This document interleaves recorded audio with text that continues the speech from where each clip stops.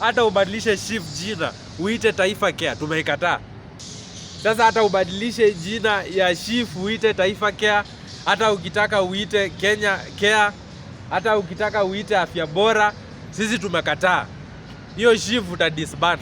Sisi tunajua Dani yako hapo ndani ya chief na lazima umtoe. Amejificha hapo na lazima utamtoa. Sababu tumefunguka macho. Hizo enzi za kubebea Wakenya akili zimepitwa. Hizo enzi za kutuona sisi wote wajinga zimepitwa. Wajinga waliisha Kenya bana. Sasa hata hii Taifa Care, wewe hata ukitaka unaweza ita William Ruto Foundation. We are not boarding. Hiyo tumekataa. Until tuone we have a system and an insurance scheme that cares for Kenyans, that is not overtaxing Kenyans and that does not have Adani in it. Huyo Adani kila mahali ya kwende.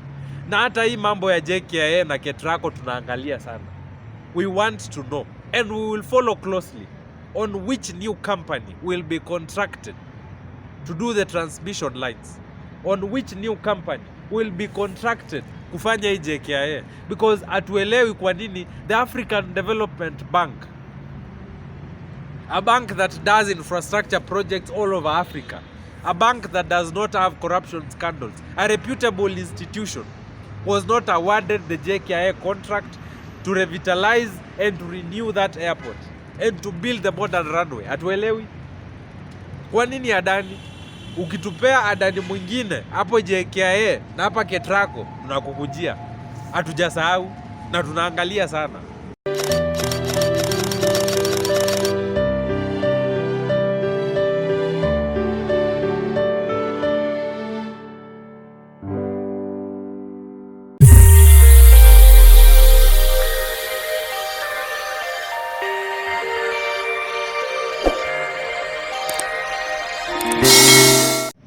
As I was going through the Daily Nation today, I came through a very interesting story. In fact, it was the cover story of the Daily Nation today. And the case involves Kungu Muigai, who is Uhuru Kenyatta's cousin, and by extension, Ngengi Muigai. This case dates back to 1992 and probably back to 1988. Well, the case involves two firms, the KCB Bank and the judiciary of Kenya. So, a friend to Kungu Muigai was interested in venturing into floriculture. And to make this venture succeed, he decided to borrow a loan of 23 million shillings in 1988 from the Kenya Commercial Bank of Kenya.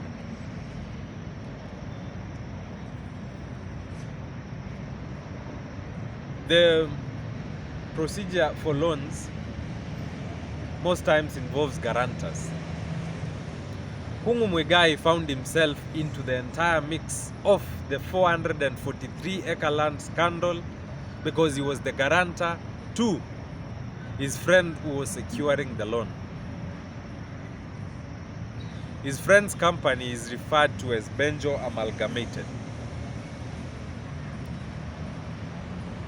So Benjo Amalgamated acquired a loan of 23 million in 1988 and used Kungu Muigai as the guarantor, who gave up his land as security for that loan.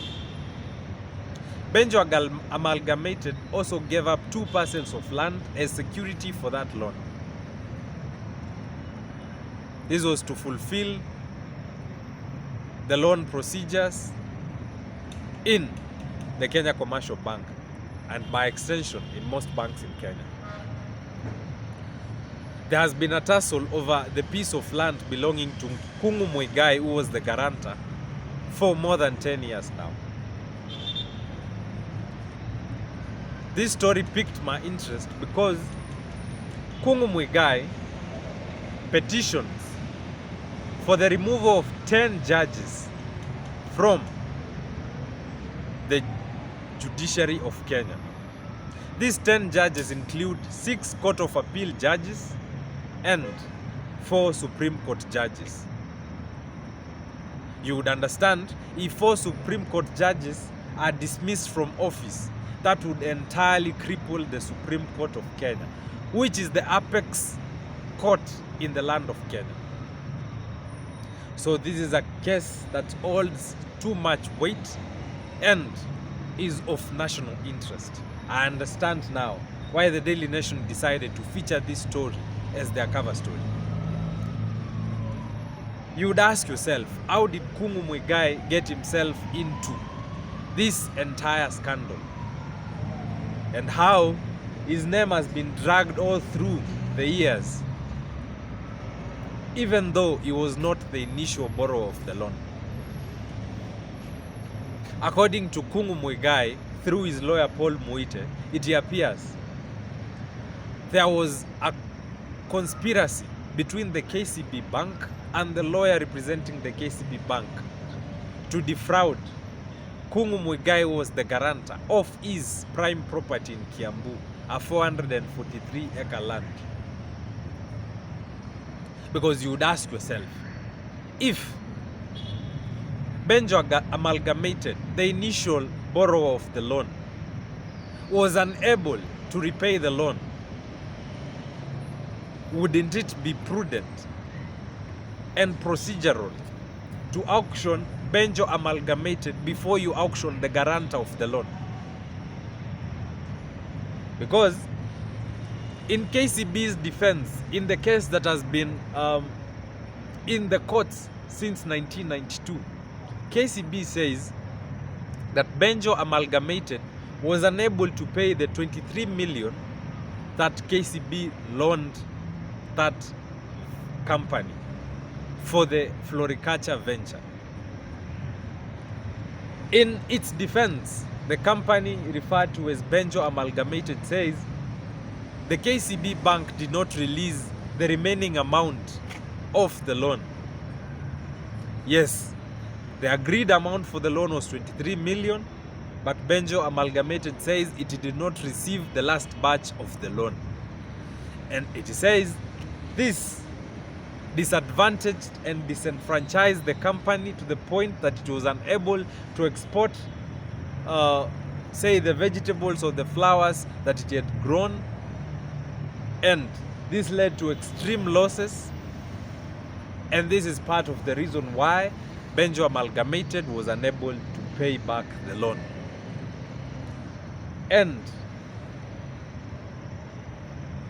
by its admission, the Benjo Amalgamated company says that it repaid some of the loan, a part of the loan, say 4 million or 3 million.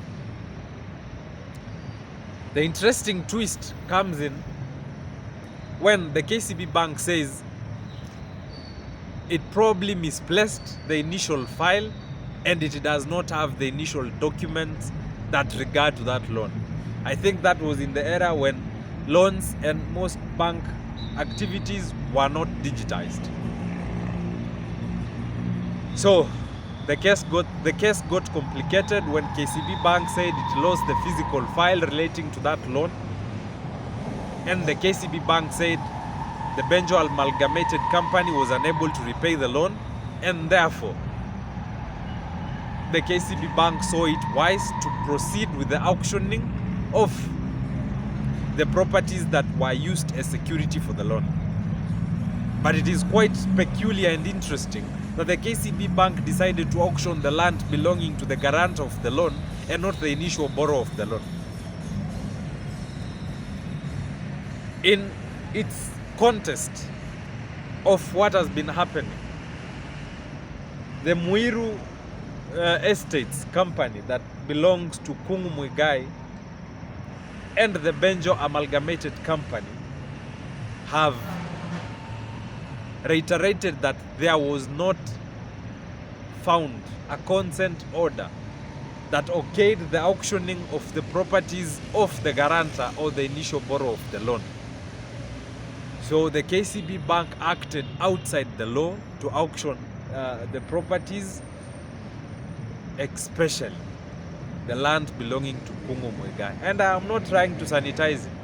This case is of interest to me because it touches on what we've been discussing in this country for the last 1 month or two.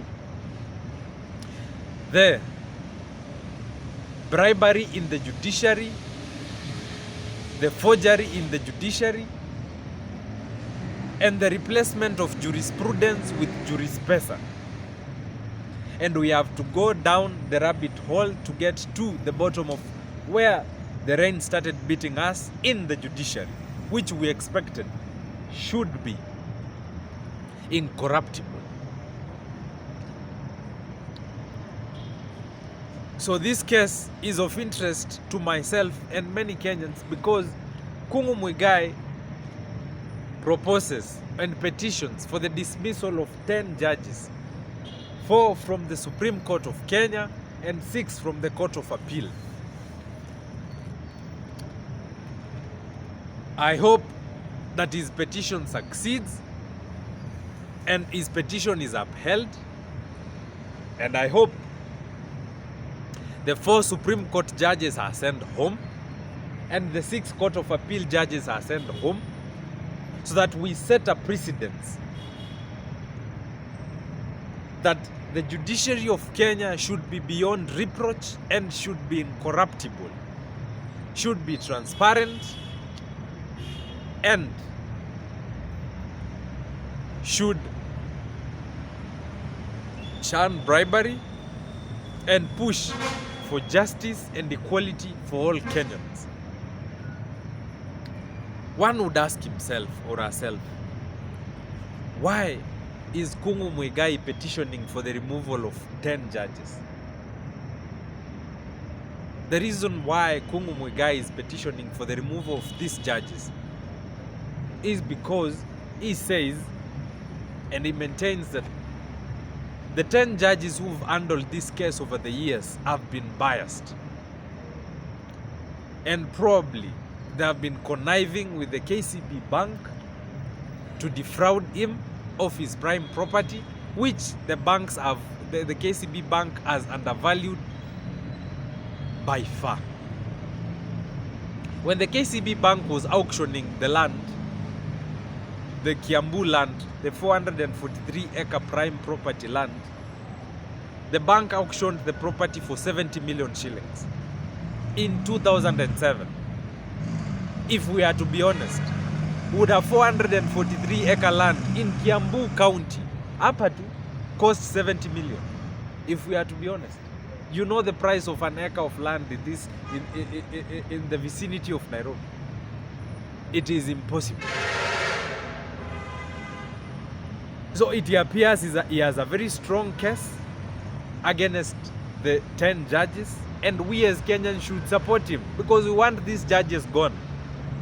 Kama mmesahau nitawakumbusha, the Chief Justice of Kenya, Martha Koome, amekuwa akifanya mambo yake namna hii namna hiyo, na hao majudges wa Kenya wamekuwa wakifanya mambo yao namna hii namna hiyo. They are very opaque. There is nothing transparent about the judiciary of Kenya. Nelson Avi and senior Ahmed Nasir, senior counsels, have reminded us how they have suffered in the hands of these judges. How these judges and magistrates ask for bribes from their clients and from the lawyers themselves. We need to tame and curb the bribery and the corruption in the judiciary. And that is why I'm supporting this case to dismiss these 10 judges. We need to set a precedence that the judiciary of Kenya is not anybody's playground. It should serve to give justice and to ensure that justice is guaranteed and served to all Kenyans, irrespective of their cadre, irrespective of their background and creed. It should not be discriminatory. The term jurispesa is now in the minds of every Kenyan, popularized by Ahmed Nasir and the likes of Nelson Avi. Kenyans have come to understand that the judiciary of Kenya is corrupt to the core, and that the JSC has not been cracking its whip enough on the rogue judges and magistrates who've been taking bribes to rule cases however they want in favor of the briber. We need to address this. Hizo brown envelopes zinatembea hapo judiciary, hizo lazima tukomeshe, lazima tumalize. We will not fight the president and the executive and turn a blind eye on the judiciary of Kenya that is as evil as the president of Kenya. We will not turn a blind eye. Tukipiga ma MP na ma senator sababu wao ni manguruwe, hata hao ma judges hatuachani na wao. They must tell us if it is proper and in order to take bribes to rule cases waywardly and in favor of those that are issuing the bribes. They must set an example to the rest. The JSC has sacked so many judges and magistrates before. We are petitioning the JSC to move with speed, to listen to the petition by Kungu Muigai and to dismiss the 4 Supreme Court judges. Sababu hata yo Supreme Court hatuoni inatusaidia aje. We formed a Supreme Court based on the Kenyan Constitution of 2010 that was supposed to have 7 judges who would give, who in the prudence of the framers of the Constitution would give valid verdicts on matters of national interest. And in the minds of the framers of the Constitution, the Supreme Court was supposed to have an odd number of judges so that we can ensure that we get justice served by a panel that does not have an even number, because the odd number would ensure and give to Kenyans the possibility of justice, because you would have 3 judges ruling in favor and 2 judges dissenting. The Supreme Court of Kenya today is a chorus for the executive. It has been upholding each and every other punitive bill and law that the executive is pushing. The Supreme Court of Kenya, which has an odd number of judges, is supposed to serve the interest of Kenyans, but it appears it is voting unanimously on almost every other bill and law that Ruto proposes. So we ask ourselves, why were we having an odd number of judges? Why 7? If they are all going to vote in favor of the government unanimously, why 7? Why not just have Martha Koome as the only Supreme Court judge? Do you rule in favor of Ruto? Why the odd number of judges if they are going to favor the executive all through? We thought that with 7 judges, 4 would possibly rule on behalf of Kenyans and 3 would rule on behalf of the state, because we know the state influences court decisions. It is improper for the Supreme Court of Kenya to rule in favor of the executive, and it is not in order for the judiciary of Kenya to take bribes from those that have cases, from civil cases and from criminal cases. It is improper. Now to my second issue. Today I read a very interesting piece on the proposal by your senators, your beloved senators, because Kenyans think that the senators are better than the MPs. Funny, the senators are as bad as the MPs are. The senators of Kenya, led by the Senate majority leader and his counterpart, the minority leader, Stewart Mazayo, have decided to front a bill that would make it easy for William Ruto to rig elections and to rig himself into power. And I'm standing here to remind them that we know their games and we will not tolerate that nonsense from them. Hiyo Senate ndio imetuletea huyu Senator Aaron Cheruiyot mwenye amekuja kusema tuongeze Ruto miaka 7. Ni nini Ruto angefanya na miaka 7 hawezi fanya na miaka 5? Hata hizi miaka 2 Ruto amepewa amefanyia nini watu? Why should Ruto serve 5 years kama 2 zenyewe asha west? Sasa kumuongeza tena zingine 7 ni za nini? So hiyo Senate iko the same na hii bunge, iko the same na National Assembly. Because explain to me how Senator Aaron Cheruiyot and Senator Stewart Mazayo would front a bill that would make it so easy for the current president to rig elections or for any other culprit to rig elections in this country. explain to me, like I was Karen Nyamu, how these two senators, in their prudence and in their wisdom, would think that tampering with the Elections Act to make it easy for election malpractices is something we should be entertaining in 2024. In the newspapers today, Senator Aaron Cheruyot proposes an election amendment bill that, one, does not require the IBC to establish a mechanism for the live streaming of results. Hii mambo ya live streaming of results iko kwa roho yangu sana sana, because let me remind Kenyans, let me jog your memory in case you've forgotten. On August 2022, we went to vote. Some for Raila, some voted for Ruto, some for Wajakoya, some for the bishop. Na kura zikaanza kuhesabiwa. Zikahesabiwa siku sijui 7. And every day Kenyans were glued to their TV screens to follow the live proceedings at Bomas, to verify if what is in the public portal of the IBC is what is being projected.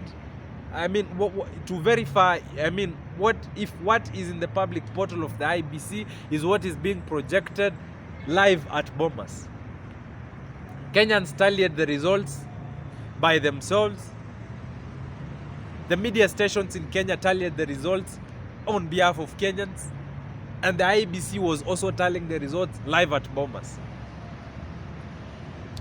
This gave Kenyans confidence in the elections of 2022. Even though the live streaming was cut short before Chebukati live streamed the results of 27 constituencies, Kenyans had gotten a 70% trust in the elections of 2022. Imagine, Aaron Cheruyot wants to take away all that. He wants to erode all public trust in the elections of Kenya, and in his best wisdom, he thinks it is proper for this country to hold opaque elections that cannot be verified. Because explain to me how Aaron Cheruyot would be proposing that in his bill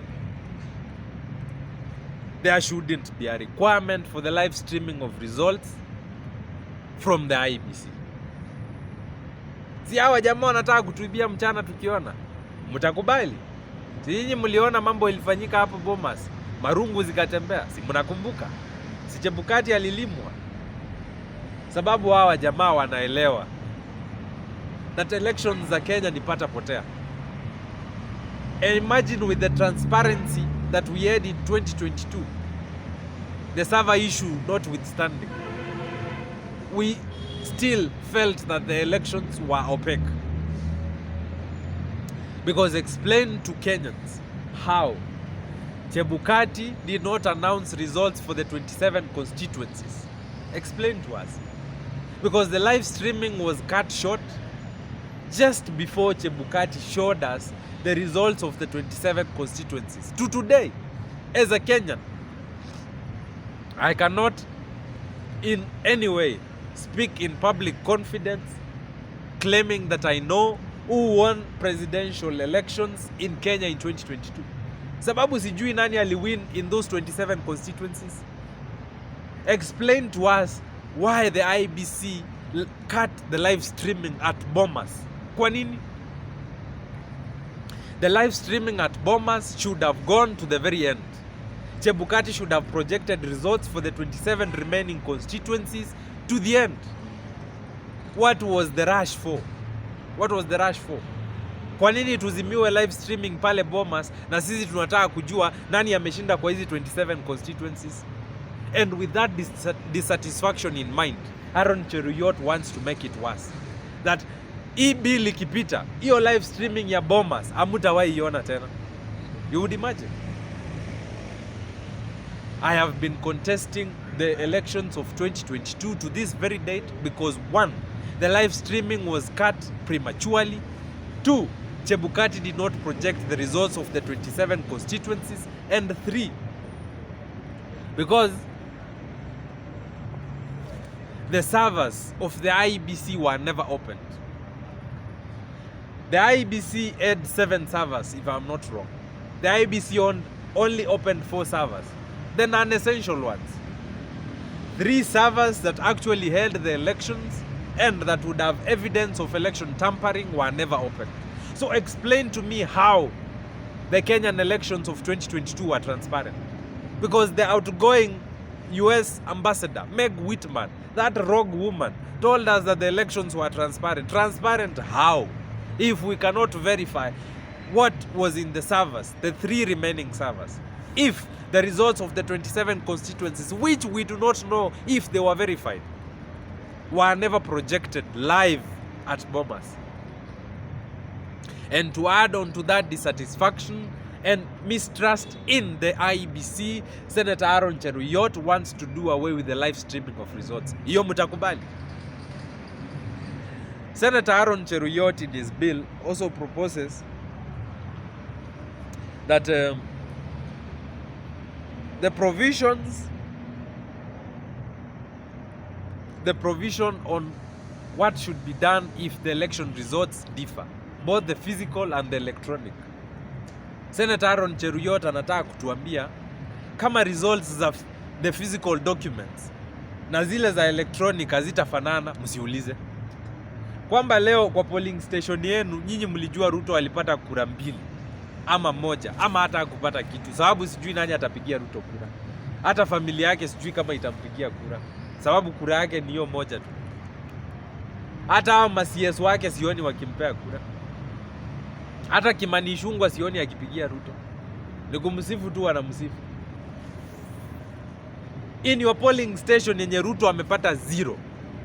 Pale Bomas ikionyeshanwa kwa hizo public, kwa pale kwa public portal ya IBC ikionyeshanwa kwa polling station yenu Ruto alipata kura 500, ufai kuuliza.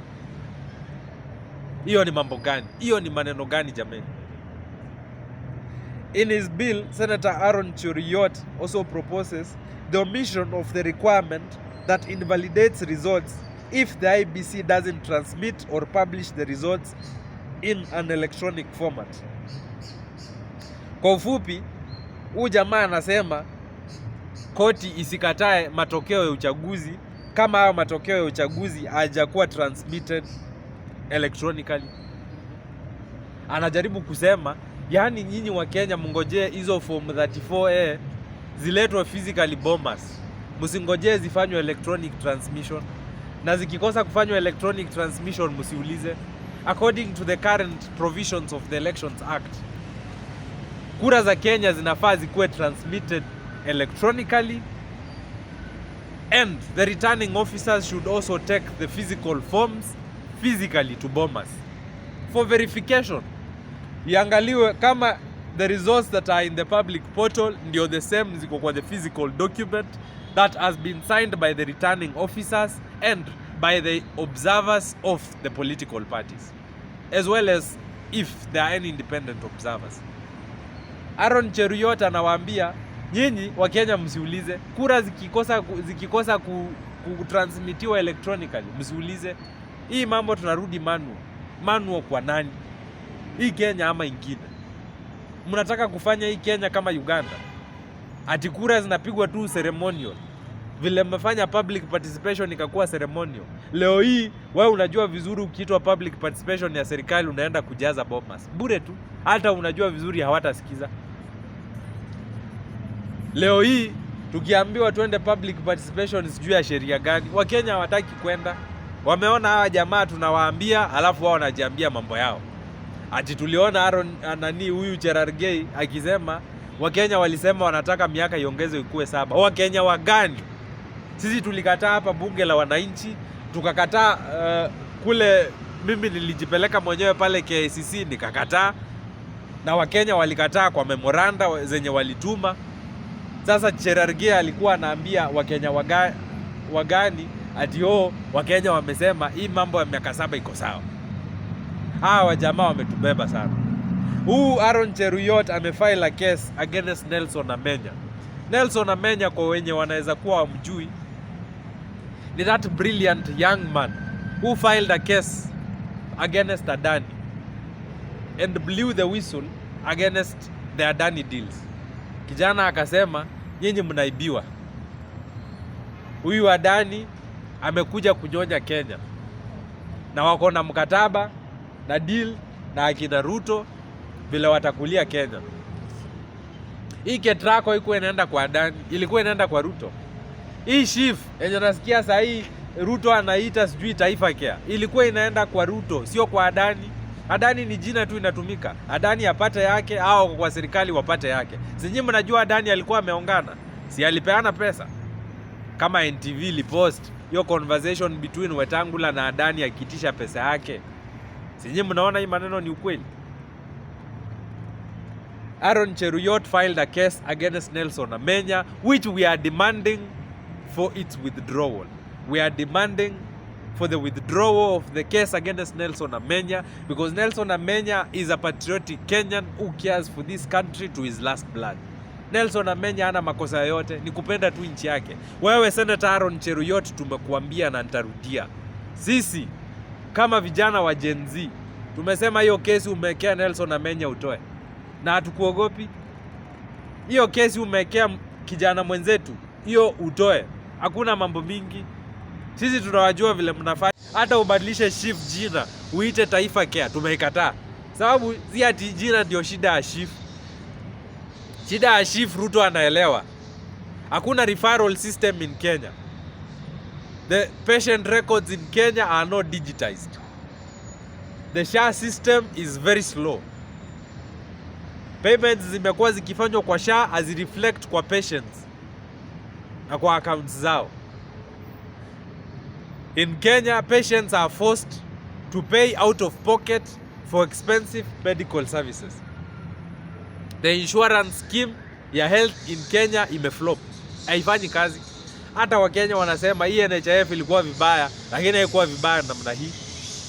Sasa hata ubadilishe jina ya chief uite Taifa Care, hata ukitaka uite Kenya Care, hata ukitaka uite Afya Bora, sisi tumekataa.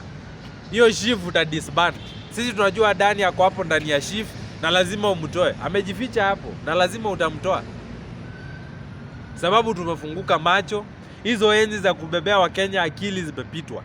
Hizo enzi za kutuona sisi wote wajinga zimepitwa. Wajinga waliisha Kenya bana. Sasa hata hii Taifa Care, wewe hata ukitaka unaweza ita William Ruto Foundation. We are not body. Hiyo tumekataa. Until tuone we have a system and an insurance scheme that cares for Kenyans, that is not overtaxing Kenyans, and that does not have Adani in it. Huyo Adani kila mahali ya kwende. Na hata hii mambo ya JKIA na Ketrako tunaangalia sana. We want to know, and we will follow closely on which new company will be contracted to do the transmission lines, on which new company will be contracted kufanya hii JKIA, because atuelewi kwa nini the African Development Bank, a bank that does infrastructure projects all over Africa, a bank that does not have corruption scandals, a reputable institution, was not awarded the JKIA contract to revitalize and to renew that airport and to build the modern runway. Atuelewi kwa nini Adani? Ukitupea Adani mwingine hapo JKIA na hapa Ketrako tunakukujia. Hatujasahau na tunaangalia sana.